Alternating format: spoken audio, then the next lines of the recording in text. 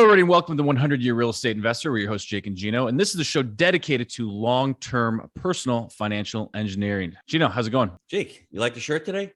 Dude, you're looking dressed down. You're looking like me today. What's going on with that, man? Once a year, I got to dress down. Once a year, and I like the Wheel of Our Profits. I like the logo. I said, let me show my boy Jake. I know you were wearing pink today, so I said, let me go. You're looking sharp, big baller. So, got a special guest today. Today's guest is Jared Yellin. He is the co-founder of 10X Incubator. As a non-technical tech founder, I got that one out. He found a way to scale his original tech company with $0 invested to over 40,000 paying users from around the world.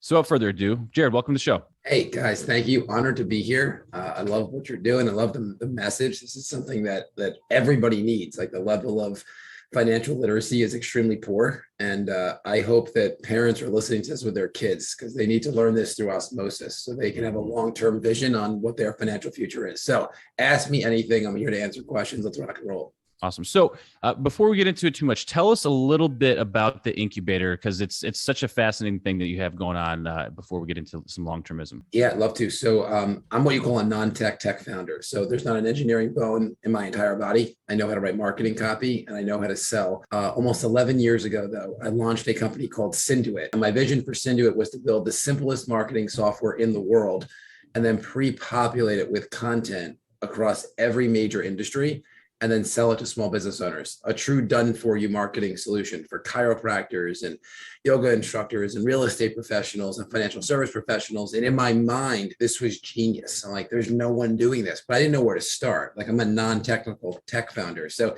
I figured, let me just start by leveraging my skill, which is I can write marketing copy and I could sell. So I did that. I got two very high-profile people to hire me to become their direct response marketing copywriter. We did a performance deal. I would earn 30% of anything I produced for them. And I made them millions and millions of dollars. So I did well myself, but more than the money, they just told everybody about me. And within 14 months, those two clients turned into almost 400 clients. And we were running a really large digital and creative agency. And it was a great company, big team, big office, awesome clients, very cash flow positive, but a means to an end. I just wanted to launch this tech product. And in 2011, I had clarity of what that product would do. So I began interviewing different software development firms all throughout the US. I hired one in Boston that had a very good track record. They said it would take 10 months and $750,000 to build the first version. And ended up taking 2 years and $2 million. And I self-funded the entire thing. So I became a statistic in that moment. And I made a commitment that no one else will become a statistic from that point going forward. And I'm going to find some way to make the technology industry safe, because so many people that have these tech ideas, they go down that route and they just get burned because they just don't know any better. And then as a result, they're left with either nothing or something that was way more expensive than what they thought. Part of that journey was I met my now CTO. His name is Mani. Before Mani was working with me, he lived in India and he ran his own software development firm out of his parents' apartment. 3 years later, it had 100 employees. He sold the company, he moved to the US to start a family, and he was living on the end of my street where my original office was in Englewood, New Jersey. So we were just meant to unite. He became my CTO in 2014, gave me a chance to build our own team in the US, in Canada, and in India. We ended up setting up a company in India in 2017 just to employ our Indian teams. They could be employees versus contractors. We scaled that team very quickly, which then directly led to my catalyst at Synduit, which was going from a few thousand users to now over 40,000 active paying users across 30 industries. So it's really come a long way. But part of that journey, and this is where it's really interesting for the theme of your podcast, is in April of 2020, I woke up one day and I realized I'm officially obsolete at Synduit, which should be every entrepreneur's dream. Like, find a way to built a well-oiled machine. Yes. Yeah. Like, find a way to have to be needed. And I was not needed and not wanted. The team's like, you're just in the way. Like, go find something else to do. So I'm like, cool. So I'm 35 years old, happily married, 2 beautiful children. We got a great life. And I'm thinking to myself, what's next? And I declared that what was next for me was my moonshot. I'm going to do something that shakes up the world, or I'm going to go down trying. And all that I could see was I need to do what I just did with Synduit, but 10,000 more times over the next 10 years. So I called up Mani, who is still my CTO at Synduit, and this woman, Katie, who's my director of operations. And I said, I have an idea. I'm going to do it with or without both of you, but I can't imagine not having coaching the old team. The gang's back together again. I'm poaching them. And I'm like, let's build, scale, and sell 10,000 tech companies over the next 10 years. Are you in? And their exact words were, "We're in because it's you. But we have no idea what you're talking about." So I said, "Okay, let me explain. We're going to launch a tech incubator, but this is not going to be like every other incubator or accelerator where we invest a little money and then offer mentorship in a classroom for 3 to 6 months. That's cool. That's just not this. What this is a place for entrepreneurs from around the world to pitch us their tech ideas that they've scribbled on a napkin, like a concept or a minimum viable tech product, so a prototype, or even a cash flowing tech company. And when they pitch us, they want partnership. And what we're looking for are 4 things: the right person with the right idea in the right market and the right business model. And if those 4 things are present, they get partnership. We co-found the company. We both take equity in the company, so our values are completely aligned. And then we build the entire company at cost. We become the infrastructure, software development, go-to-market, sales, customer support, legal, fundraising, financing, everything. And about 99% of the initial investment, the minimum viable product investment, is at cost in India in a company that I've owned since 2017. So the risk is low and the cost is low. So in June of 2020, we opened up our doors in the portfolio. And since then, we've had over 15,000 people apply to work with us. About 600 of them had a chance to pitch us. It was like their Shark Tank moment. And we've said yes to 130. So we have 130 companies we've co-founded in pretty much the first year, which is more remarkable than 10,000 in 10 years, because that was the year for us to figure all of this out. But we are playing the long game here. That's what this is about. It's building long-term recurring wealth for everybody who's involved, from our co-founders to our team, and then to all of the investors that have participated in some way, shape, or form. So that's the journey, and we're well on our way. What do you do that other people don't in relation to long-term thinking? I just don't let go. I really think this is the key. I was thinking about this opportunity to have this conversation with you. I'm like, what has allowed me to be such a long-term entrepreneur? And it's the fact that I literally don't let go. Like, when I know that there's some impact that is meant to be had, and there might be just like one thing standing between me and that impact, I just persevere endlessly. And that's what I've done. Like, I don't do anything for short-term gain, like, ever. Like, that is not what excites me. People will come to me all the time and they'll say, "Hey, do you want to be an affiliate and launch my info product?" And that's awesome that they're doing it. I just won't support it, because that's not what I'm here to do. I don't care about the transactional opportunities that are here. I care about building valuation. And one of our investors in our incubator is Grant Cardone. And I'm sure you guys obviously know who Grant Cardone is. I'm sure your audience knows as well. And he's a long-term thinker with regards to wealth. That's how he's built his wealth. And our first conversation we had was about an event that he hosts called GrowthCon. And at GrowthCon, a few years ago, had 40,000 people in the room. He rented out the stadium, the Miami, the Marlins stadium, like the whole stadium. He had filled over 40,000 people. And one of the speakers owns a tech company, and he pitched from stage, and he pitched for 90 minutes, and he made $3.5 million from stage, which is a pretty solid 90 minutes. And I said to Grant, "How much money did you make as a result of that person pitching from stage?" And he said about $1.5 million was like his percentage. I'm like, "Cool. How much money do you think he made?" And he goes, $2 million. Just do the math. I'm like, "See, that's what he did not make. What he made was valuation. He probably made $50 million of valuation. And when he sells his tech company for $1 billion, how much money is Uncle G going to get?" He's like, "Nada." And I'm like, so that's transactional. Like, that's not long-term thinking. And it shifted his whole psychology, really, because he's obviously a long-term thinker. That's how he's built his wealth in real estate. But he wasn't doing it in his other business, which is Cardone Trading Technologies. And now they've started thinking long-term. They started thinking exponential about what can we do to produce valuation over the course of time. Mm-hmm. How do you see companies like that, educational companies and whatnot, growing and actually getting valuations? Because they're typically led by someone like a Grant, right? But there's intrinsic value there, and they throw off cash flow. But what is it, from the buying side? Are these companies being traded now, and is there true value in those types of organizations? You have to get paid on performance. Like, that's the next era of the figurehead company, because selling information is there's no valuation to it. Like, there's no like multiplier to it, right? Like, even Grant's company, like, now they've moved down this path. But if they didn't, like, hopefully Grant lives forever, but at some point, like, what has changed though in terms of that organization to create value, or a saleable organization? What he's doing with me. So he invested in our incubator, and he launched his own version of it. So now he's focused on building valuation within tech companies, What he's doing with Cardone Ventures. So he has a business partner in Cardone Ventures. His name is Brandon Dawson. And Cardone Ventures is a management consulting organization and private equity firm that invests in more mature businesses and takes meaningful ownership in them. And that's building real valuation. So he's deploying what he teaches from Cardone Training Technologies into now businesses that he has equity in. And that's why I say performance. So like any thought leader that is just making money from their personal brand, but not getting compensated based on having equity in the things that they're educating into, is just playing the transaction game. And they should find a way very quickly to start exchanging what they get paid transactionally for equity. And if they're really good at what they do, that's going to become exponentially more valuable than anything anybody would pay. You know, transactions pay the bills. Equity makes you rich, my friend. Yeah. And if it don't that's cash the grow, thing. if it don't cash flow, you let the grass grow. Those are the two sayings that we sort of live by. And, you know, transactions are really sexy. People love it. And, you know, we were talking about the psychology. People love to capture those gains. You know, we did a show last week, Jake, and I think the author was Howard Marks, talking about Amazon. When you bought it at $5, it went up to 600. Hey, you made a great thing, you know, but how many people have held it for the last 20 something years and made a 600x investment? It's a very difficult thing to do. It's about psychology. It's about ego. So we've sold very few of our multifamily assets, and I'm still pissed about this one because we thought we were so damn cute. We bought it at 40 a door. We sold it at 100. Damn, we're so good, man.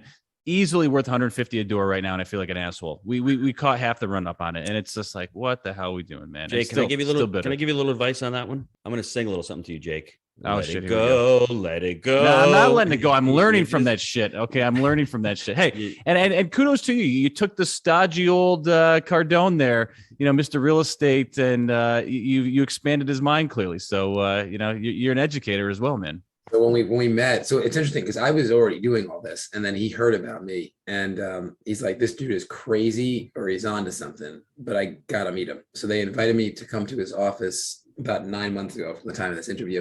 And I didn't know him personally at all. I knew of him, obviously, the way that millions of people know of him. But I went out to the meeting. I had no intention of anything. Like it was more of like, let's just meet and see what we can do.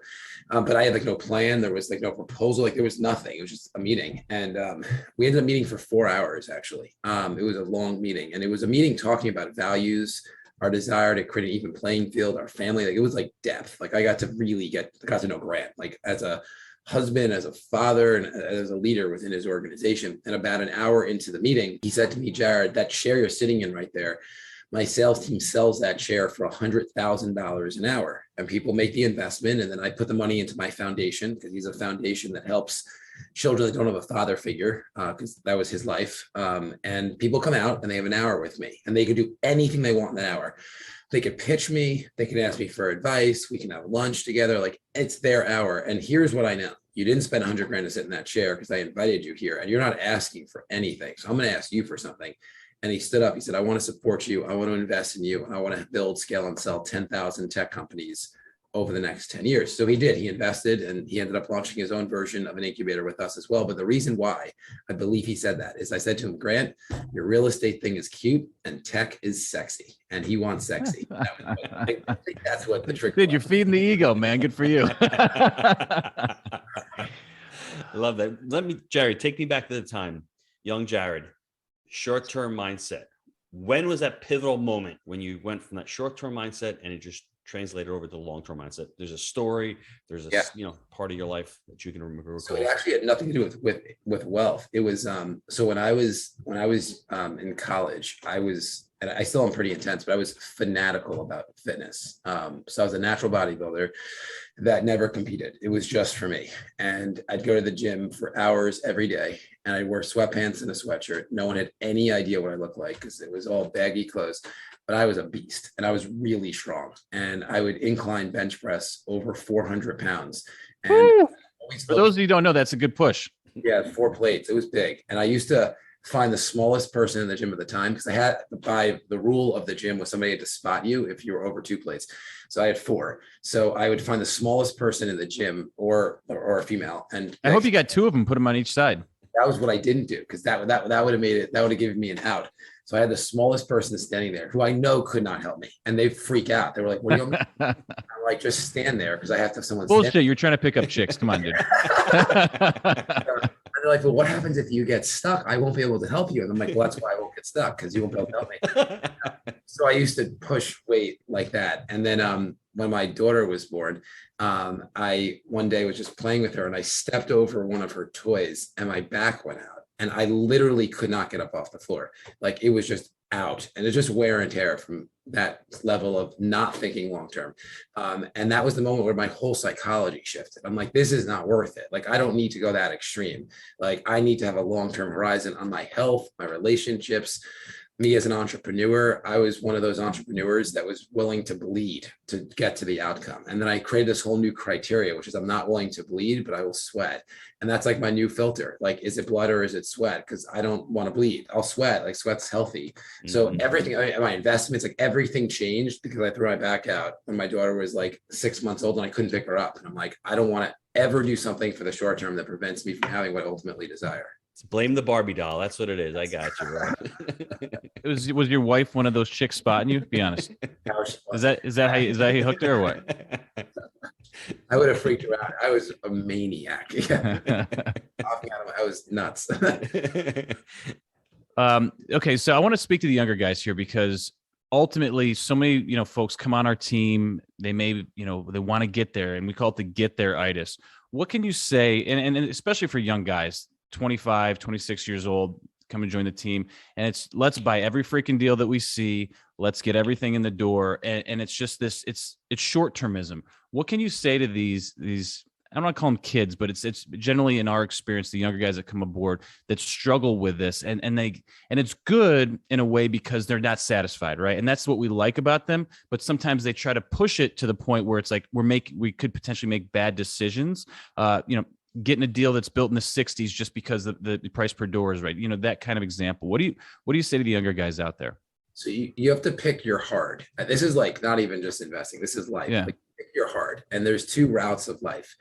You could take the easy hard route, or you could take the hard easy route. But you got to pick your hard, because at some point it's going to be hard. And what almost everybody does, whether it's investing, whether it's their relationships, whether it's their health, is they pick the easy to hard route. So let's just not make it about investing for a moment. Sure. And let's make it about people making healthy decisions, right? The easy route, like today, is to hit snooze and not go to the gym. Right. But life gets progressively more difficult later on when all of a sudden you have autoimmune challenges because you didn't take care of yourself earlier on, versus if you do the hard up front, like you go to the gym, you create the discipline, life gets easier. Like, you're in your 60s and 70s and you're vital and vibrant. So investing is no different. You just got to pick your hard. And if you're willing to make the harder, longer term decisions on the front end, everything about life gets easier, like everything. But at some point you got to do hard. Like, that's just what it is. And that's what I would encourage the young person to realize, is that pick your hard. Would you rather it be hard when you're in your 20s, when you have like no one to be responsible to other than yourself? Or would you rather be hard when you're in your 60s or 50s, you have to rely on your kids to financially support you? Because at some point it's going to be hard. You just got to pick when that is. But Jared, let me ask you though, even someone in their 50s, they can still pick hard. They can decide to say, you know what, I've screwed up for the last 30 years. I love your book, The Gap and the Gain, right? We're living in the gap world. Well, look at the gain, look at all that you've accomplished, but it's time to do hard. It's time to stop complaining. And that one word that defines long-termism, it's responsibility. Be responsible. Don't rely on anybody or anything, right? If you want to be healthy, start today. Start the hard today. And you're not going to be, if you've had 30 or 40 years of crappy habits, don't expect to take a pill and 2 weeks later, you're going to be great. Expect it to suck for months. And that's what long-termism is all about. And you will see those incremental results after 3, 4, 5, 6 months. Listen, I just started singing opera about 8 months ago. Right? Here we go. I love teasing Jake with this.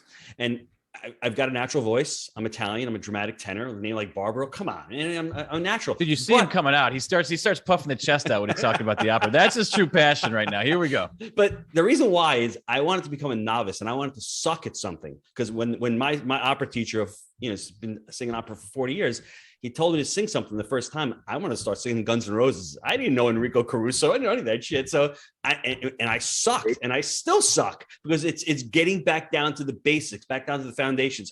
8 months, everybody. Wednesday choir, Friday practice, and Sunday singing at church. It's my 3 days, and I do about 10 minutes a day. So, and I'm still not even that great. I have so much more potential, but the actually sounded pretty good. If I'm giving a little dues, G-Dad's coming around with it. So but it takes a lot of hard work and it's responsibility. He's like, yeah, I know. No.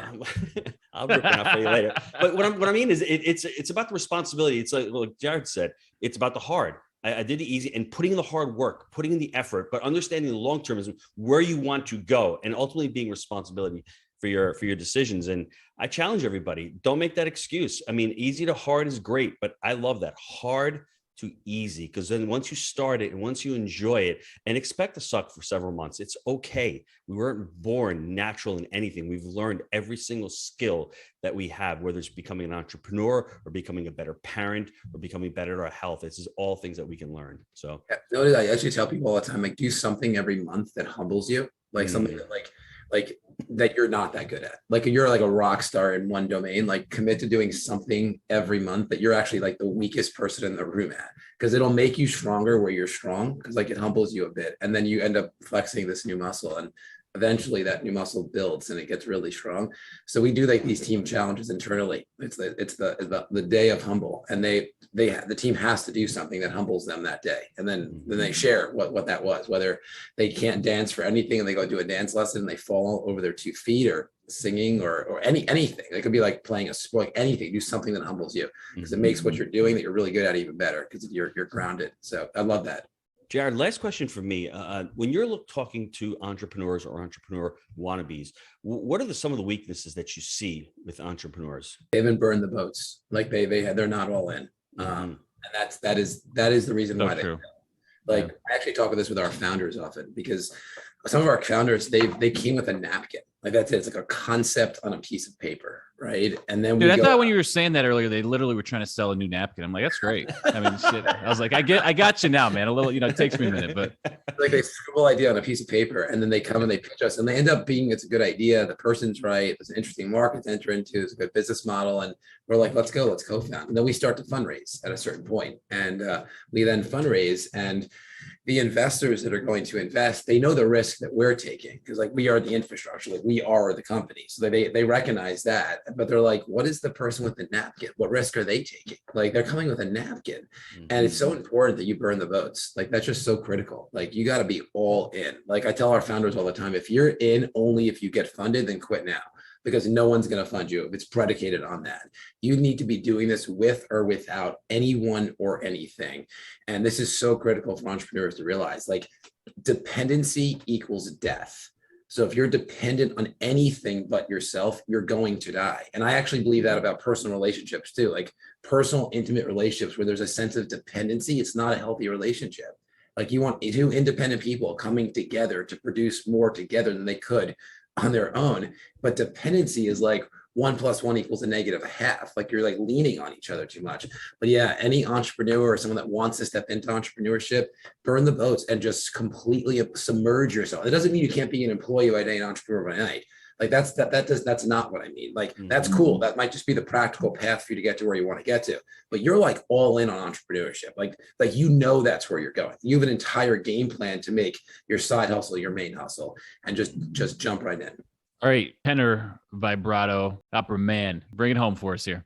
Oh, I got to wrap this baby up. I mean, I wish we could spend a lot more time with Jared, because 10,000 entrepreneurs. I mean, that's a vision, everybody. I'm sure we could have gone into goal setting with him. I'm sure we could have gone into his core values, into his mission statement, into his catalyzing statement. I want everyone to go visit his website. Maybe you may be the next one bringing an idea on a piece of paper. Not a napkin, an idea on a napkin. It's got to be a tech idea, right? We got to get honed in here. Yeah. Well, listen, it's just an amazing thing. And I mean, young dude. What I like about more than anything else, Jake, is it's put in the hard work. Decide to put in the hard work today, and think about the long-termism. And I love doing these shows on long-termism, because everyone has their own perspectives about it, but it always ends up coming down to the same concept, the same ideas. It's really about a vision. It's about creating impact. It's about creating success for others. And, there's a lot of what Jared is talking about. It's really the go-giver. I mean, he's giving himself to others. And at the same time, one of the most beautiful things for me is he's able to monetize for himself, and he's able to create value and create impact for others as well. So it's been an honor to have him on the show. Jared, if we have an idea on a napkin, where can they go to submit and become a part of the group? Yeah, so we're doing a rebrand as we speak. So it depends on when this goes live. But if it goes live post rebrand, it's going to be project10k.com, project 10k. It's Project Build Scale Sell 10,000 tech companies over 10 years. And if that's not live yet, go to pitch 10x, pitch 10x.com. Submit your idea. It's free to submit the idea. The team will review it. If we see potential, we're going to invite you onto our daily show, which is like way cooler than Shark Tank, like way cooler, because it's literally entrepreneurs from around the world pitching their tech dreams. And I'd love to have people on there sharing their dreams and their visions. And maybe we'll be co-founding a company together. It'll be a lot of fun. So pitch10x.com. All right, everybody. Thank you so much, Jared. Really appreciate it. And we'll see you next time. Take care. Awesome. Thank you. Thanks, guys.